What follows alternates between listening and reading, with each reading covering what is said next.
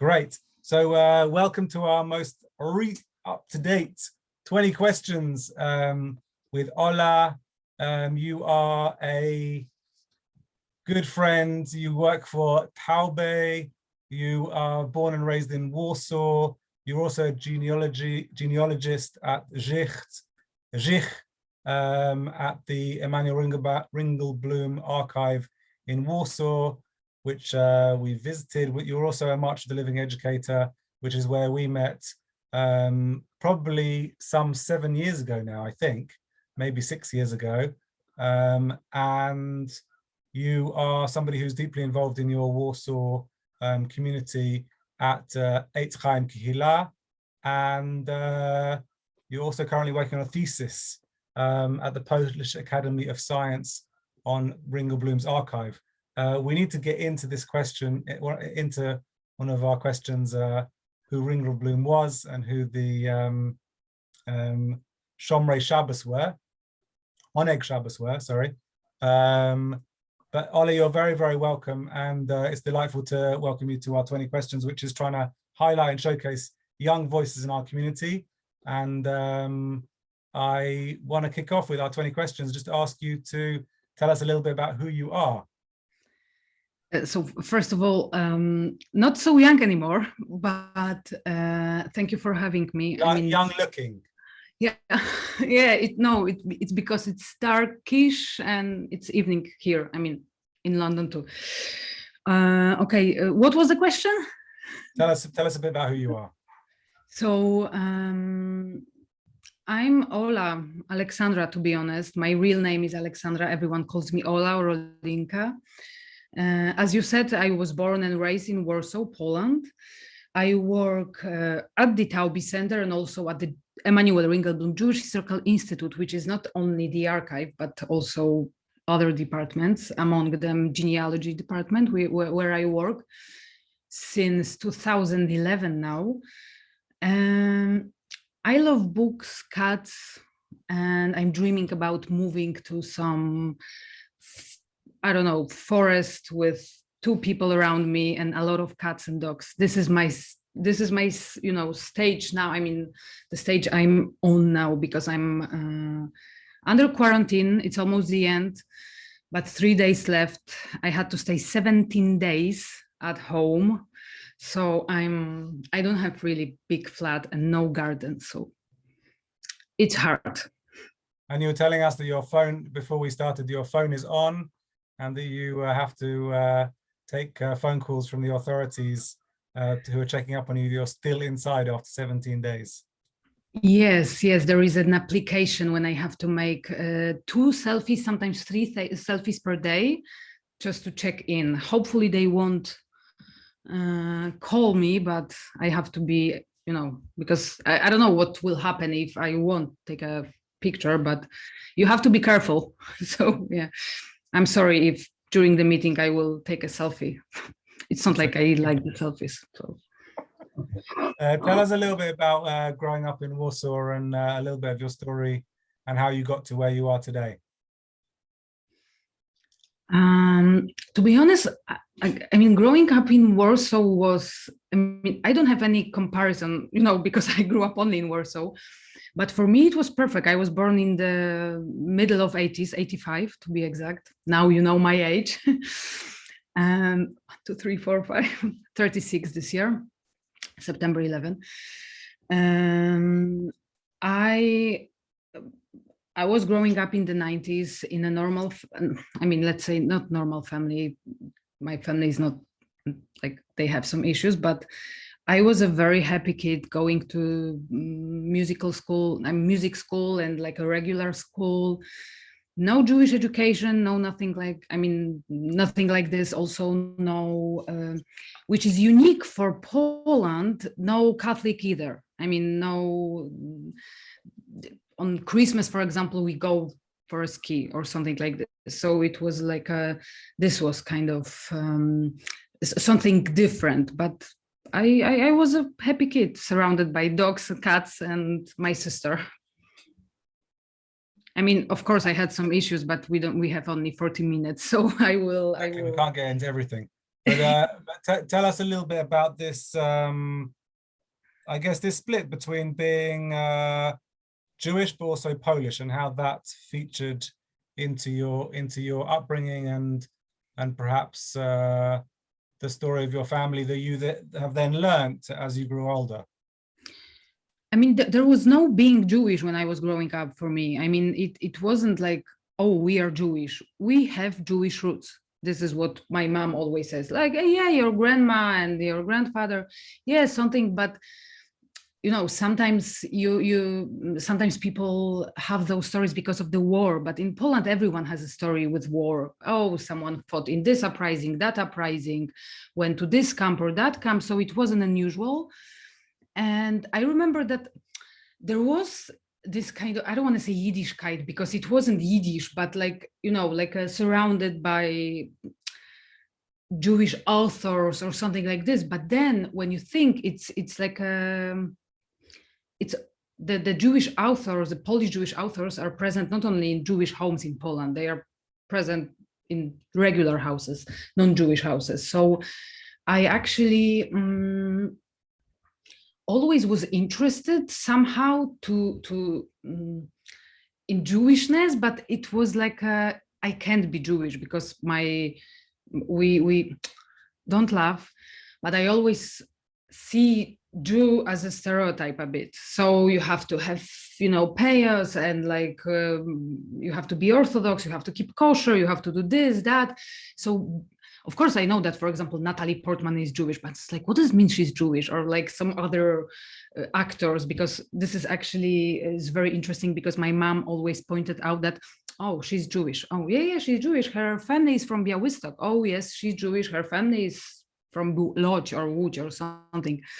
So actually, when I went to university, then it was one of the first time when I think the first time when I say I'm Jewish, because I went to a semi-Catholic university and I really wanted to become a Catholic. And I was thinking to become a Catholic, I want to get to know the religion. So I went to study in Warsaw, so I didn't go far. I went to study theology. And I remember that there was sometimes praying before the classes.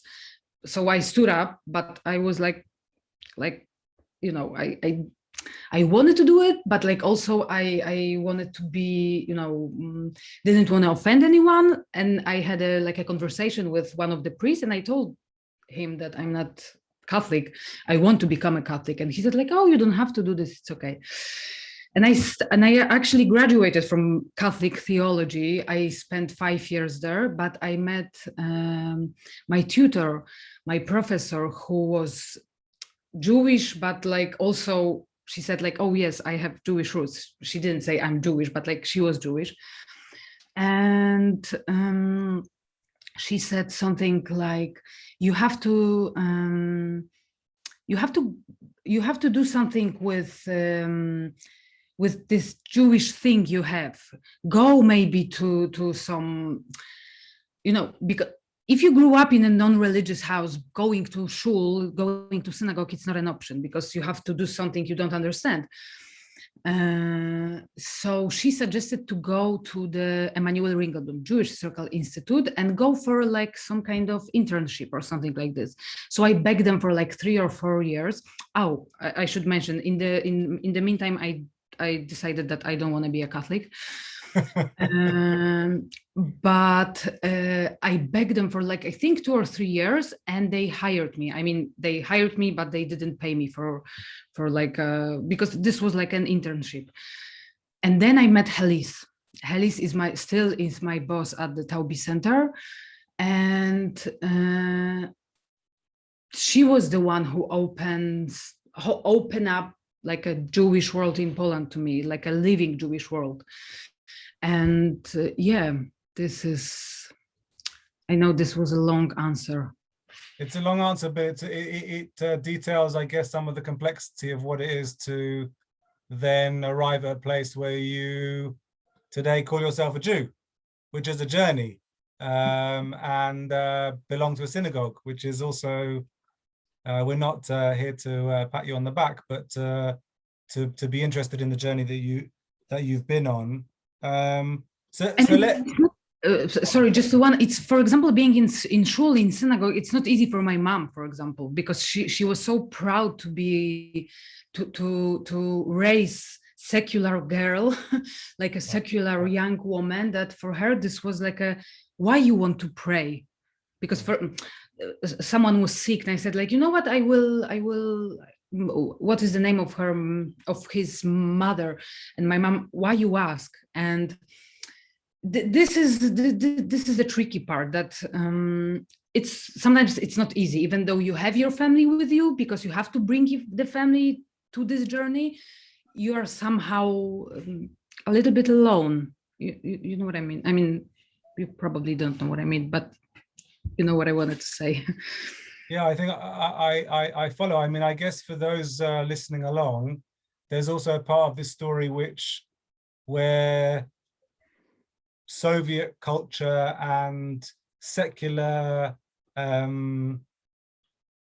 a secular slant on life also becomes very important in relation to what life was in the 80s when you're growing up, and the early 90s in Warsaw. So maybe let's switch back for a moment and talk about then what it is to live in Warsaw or grow up in Warsaw, and how you feel connected to Warsaw today. I guess in my experience of working with you, a part of the wonder of your story, and I think why I wanted to have you on this 20 question series, is a little bit of fascination of somebody who really has passion and connection for the city in which you grew up in, and a part of your job is telling the story of Warsaw day in, day out almost. I mean, not quite day in, day out, and certainly not during COVID, but tell us a little bit about that connection with Warsaw, and perhaps to touch on that aspect of either Catholic or secular identity that both play into some of those pressures on your upbringing. I mean, my family is, and I'm saying this as a genealogist also, it's very like rooted in Warsaw. It's a very Warsaw-based family from my both sides, Jewish and non-Jewish. My grandfather from my father's side actually had some also German roots, but they are from the city of Lodz, which is not so far from Warsaw. But Warsaw for me is it's really hard, because it's also a process. I remember growing up, and I remember how for me Warsaw was like it's such a disgusting city. And I remember I was standing in the middle of the Wilson Square, which is not so far where I live here. This is the area where my family is from, actually. And I remember when I was like I don't know, maybe 9 or 10 years old. And I said, like, everything here is so disgusting, gray. I want to live in the United States. I want to live in New York. And my mom said something like, remember, Ola, I promise you, one day you will be standing on the same square, and you will think, oh my God, I'm so grateful that I live here and that this is my home. And of course, she's always right, and also about this. But my family is... they were very connected to Warsaw, and they were, when I think about my grandmother from my mom's side, for her, it wasn't important being like Jewish, Polish, something. She was first and foremost connected to Warsaw. She was from Warsaw. She was Warsaw girl. And my other grandma from my father's side, who was born in the 1940, she actually had to move because she lived in the area where the ghetto was, and because she was non-Jewish, she moved out from this area, but she was born like on the edge of the ghetto. And she lost everyone in Warsaw during the war, in Warsaw Uprising in 1944, in the second uprising. And they rebuilt this city. They wanted to stay in this city, and they, like, I have a feeling sometimes that this love and hate relationship at the beginning of my life of being adult is like it's like dealing with the traumas and past of my ancestors. And I know this sounds like a bit cliche, but it's the more year, I mean, it is a, I don't want to say privilege, but it's my home, and it was home for my grandparents and grandmothers, and I mean grandmother and grandfather. And I think the fact that they were connected with the city, it's like I'm continuing the story, and also to tell their stories, and also to have ability and have chance to tell the story of the Polish Jew, like Polish Jews here, not from New York or not from UK, but like from here. And many people, we will probably talk about it, but many people, when they come to Poland, they always ask how you can live in the cemetery, and how you can do this or do that, and like in this place. And I always think, I mean, I can't abandon them. I mean, it's hard to explain, but it's a part of my core. It's like it's with me, and sometimes it's so frustrating, because I want to go, I want to move somewhere, I want to be able to live in, for example, I talk about New York City because I had I really wanted to live there. But I remember when I was spending there like 3 weeks, which is long for me, everywhere I go, I look for Warsaw. Oh, this is Warsaw something. This is Warsaw. So it's yeah. Again, too long. I'm sorry. You're doing fine, Ola. You're speaking beautifully. Today is the anniversary of the Warsaw Ghetto Uprising, and for anybody who's ever traveled, we should do a shout out. Halise already got a mention, so a lovely shout out to Halise, who's an educator and guide, and runs the it runs Taube in Warsaw. And as we are March the Living educators, and March the Living has not run for the last couple of years now, it would have been a couple of weeks ago that we would have come back from Poland. Well, we would have come back from Poland, you would have stayed in Poland, having done that trip together. I guess one of the aspects of the trip that you exemplify, and I think as an organization, March the Living UK, we've tried to exemplify, is exactly what you described, that we go to Poland, and yes, it's a place of where there was great persecution and great suffering and murder, and that's a large part of what is remembered during that week of Yom Hashoah, of Holocaust Memorial Day in the Jewish community. But really another crucial part of that story is telling the lives of, as we say, 1,000 years of Polish Jewry, and why Jews lived in Poland during that time in particular. And an aspect of the work that you're describing, an aspect of your academic work, is relates to the Ringelblum archive, which seems to be an important story to tell in relation to resistance. So maybe you could just tell us a couple of words about who Ringelblum was and what the archive was, and why that's part of telling the story of the life of Polish Jewry, both now and then, is such an important part of the education that we need to do and the learning that we need to do as a community. I was long-winded, but I hope you got the question. No, I don't know if you remember, but every time when I'm with the group in the Jewish Circle Institute, which I call my second home, to be honest, I always ask group, usually foreign groups, usually Jewish groups from US, sometimes from Israel, sometimes from UK. Do you know who Emanuel Ringelblum was? And people says like, oh no, recently it's better because of the movie. And then I ask, do you know who Oskar Schindler was? Oh yes, of course, the movie, yes, Schindler's List, yeah, amazing part, blah, blah, blah. And this is what always struck me, that and of course I can't give like a lecture for like 5 hours and says like, oh, it's bad. But I wanted to emphasize that we know so many things, but we don't know the history of Emanuel Ringelblum. We don't know the history of someone who was this was a like ordinary, I mean, he was not ordinary at all, but like he was born in Buchach, which is Galicia. When you started to study all of the Polish Jewish historian, you realize they were all born in Galicia, which is also amazing, but it's not for now.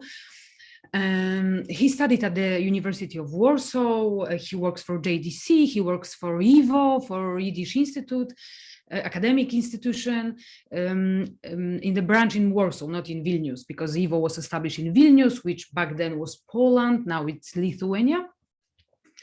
And he, during the war, he decided that he wants to tell the story of the Jewish people from his perspective, his experience, and he wants to tell the story, not only his story, his wife and his son, but also the story of the woman, of the women, of kids, of rabbis, of poor people, of like diversity of Jewish figures during the German occupation. And he gathered around 64 people in a group called Onek Shabbat, because they meet in the building at the Jewish Circle Institute every Shabbat, when the building was in the ghetto. This was, he works at the Jewish self-help, and the Jewish self-help during the war, I mean, during the ghetto period, was in the building of the Jewish Historical Institute now. And they pretend, I mean, of course they did some work with Jewish self-help and organizing kitchens and etc. But they also wanted to tell the story from their perspective. And it's really important, because when and this is 1940, and we now know everything. And for me, it's amazing that he knew this back then, that it's so important to tell the story from the victim point of view, victims. And this group decided to write down diaries, collect art, poems, rabbinical thoughts. I mean, like a lot of documents, and buried into the ground. And because we have only not enough time, they buried into the ground, and the first part, the second part, and after the war, to tell the story. And they hope that after the war, those documents will tell what happened exactly, because they were afraid that the world, because the world was, you know, the history, the world was silent. I mean, of course there was this, that, but like people said like, no, it's not happening. Oh, you know, it's a Jewish question. It was complicated. So they were afraid. And they actually, from the group of 60 something people, only 3 people survived. Unfortunately, Ringelblum did not survive. He had chances to go to leave the ghetto. He had chances because he was a well-known figure in the Jewish world, in the Polish Jewish world. But he decided to stay with his wife and with his son, and they were hidden in the other part of Warsaw, in a Polish family, alongside with other people in this huge bunker. I mean, not so huge for so many people, but there was 30 something people there. And they were I remember we had discussion about this word denounced. I mean, you know what they were blackmailed. I mean, like someone blackmailed them, and they were all killed. But the story of Ringelblum and the archive that Onek Shabbat puts together both tells us this, a lot of what we know about Polish Jewry before the war, and a large chunk of what we know about life in the Warsaw Ghetto, beyond the level of detail that we might otherwise have known in history. And in that, guys, especially as today has been a day of memorial for the Warsaw Ghetto Uprising in Poland, part of that is an expression of resistance. Even though, like you say, only 3 of this Oneg Shabbat group out of the 60 so people who are sociologists and professors and historians and so on, only 3 of them survived. There's the part of the story is that expression of resistance. Yeah, I guess the question I wanted to then go on to, not to move us away too far away from this amazing story of the Ringelblum archive, is a question relating to your inspiration and your strength to do this work. Because one of the things that we spoke about in preparation for tonight is actually that COVID has been a rare opportunity for you and for me in a much smaller way to have a bit of a rest from face-to-face educating about the Holocaust. And whilst that's a mixed blessing because it's a part of your work and a part of your income and a part of how the institutions that you work for resource themselves, I want to note that that rest has been important for many Holocaust educators, including what we have discussed. But in terms of doing this work more generally, I'm just interested in what your strength and inspiration has been in these years to carry on doing this work and carry on doing the research that you're doing. It's a very good question. You know, I have no idea, to be honest. For example, before COVID era, during the high season, I mean the season between May and early September before Hagim, there were like thousands of families, a lot of groups. And sometimes when I sit at my desk in the genealogy room, we are I feel sometimes like, I don't know, like a Ellis Island in the 20s, like next. And I of course, we never treat people like in the registry office or something like this, but sometimes it's too much. So I remember last year, you know, COVID, I remember I was like, of course, this was also hard for me because my grandma died actually when I was in London for our meeting last year in January. And now when I think about it, I think that my grandma, she was so smart to die before COVID. I mean, like really, because she was an amazing person. And I know that she you know, anyway, I remember that this time was very hard for me. And then COVID came, and then they say that we can't go to work. And I was like, what does it mean? And then, you know, they started cancel everything. Like first Hillel cancel, Hillel from the States. Second Hillel, March of the Living International, March of the Living this, that. And I was like, oh my God, it's not good. But then I realized, and it's maybe, I shouldn't say this, but then I realized I had this like a moment when I find out that this year, I don't have to go to Auschwitz. I don't have to go to Majdanek. I don't have to go to Treblinka. I don't have to go to any like death pits, death camps, killing, like nothing like this. Forest will be only a forest for me, not a place where Jews or someone was killed. And this was it was a very odd feeling because it was like I feel sorry for like so many plans collapsed, like plans, like everything was, but also I said like, it's such a relief that I know that I won't be in Auschwitz for Yom Hashoah, because it costs me so much.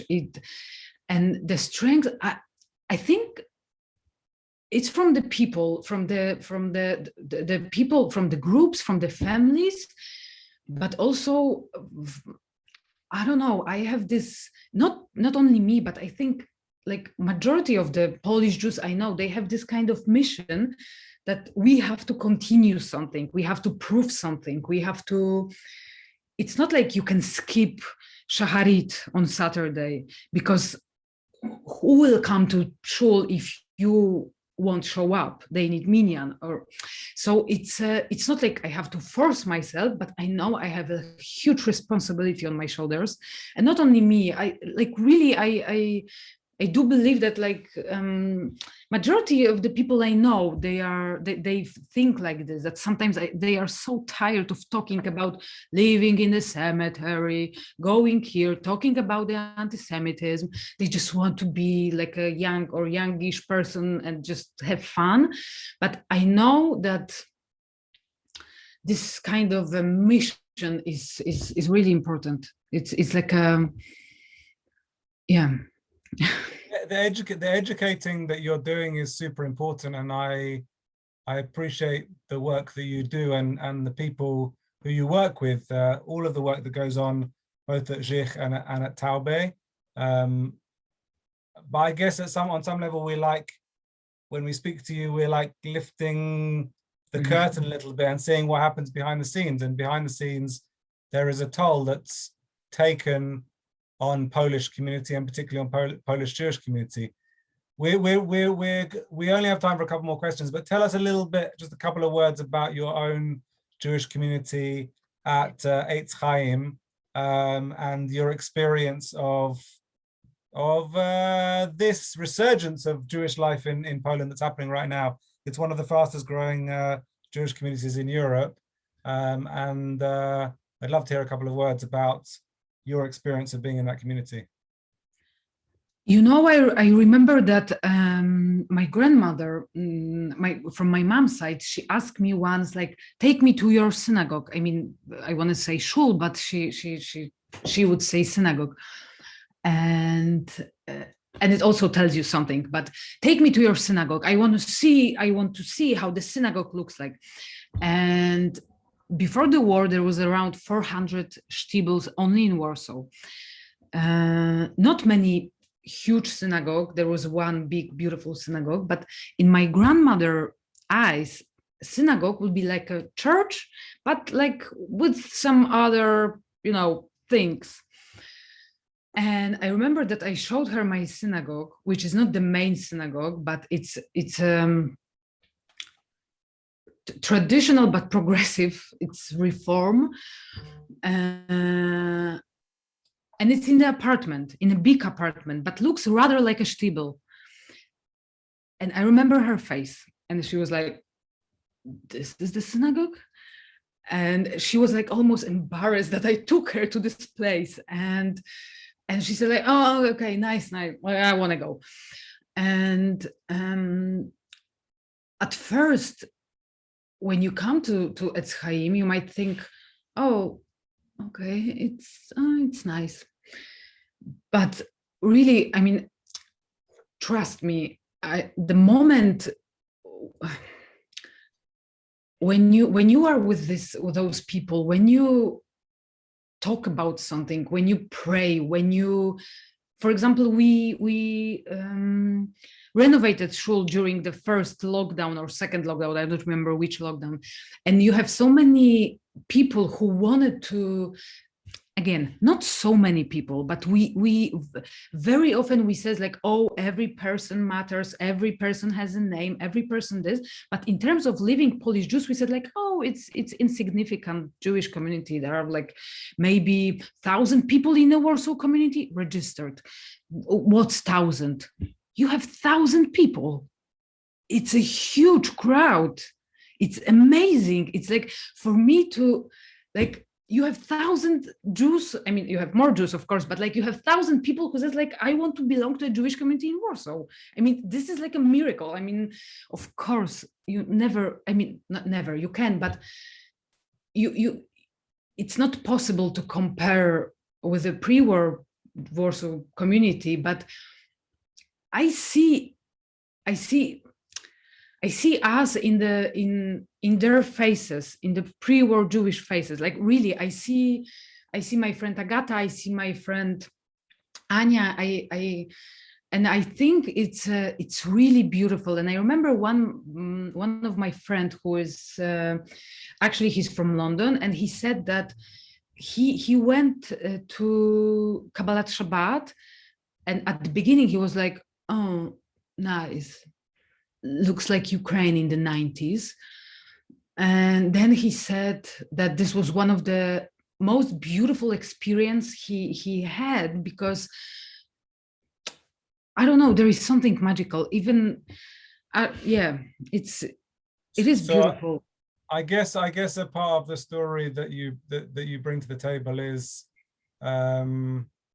also in the theme of resistance, of how important it is for Polish Jews to continue a life of Jewish community in Poland during these times, and particularly in light of the work that you're doing, which is in Holocaust commemoration and Holocaust education.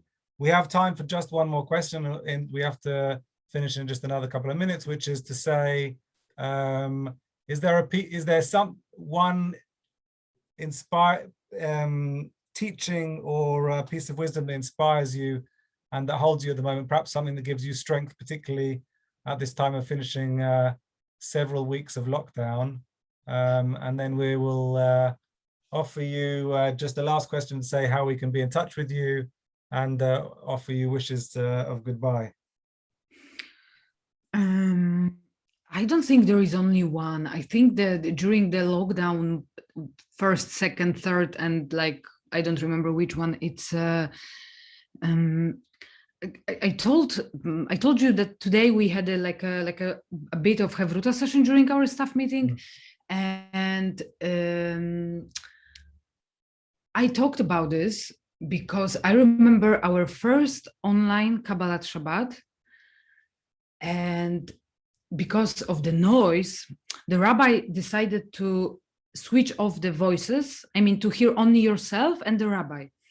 And I remember sitting at my home, singing, and even now I have goosebumps. And the moment when you realize that you have people you can turn into, you have, even though it's Zoom and we are all so tired of Zoom, Skype, Teams, etc., but the fact that you have people around you, even though you don't have, I think this, for me, it's that is why I think we all survive, because we have each other. And I know it's again, it's a very cliche to say it, but I think this is the.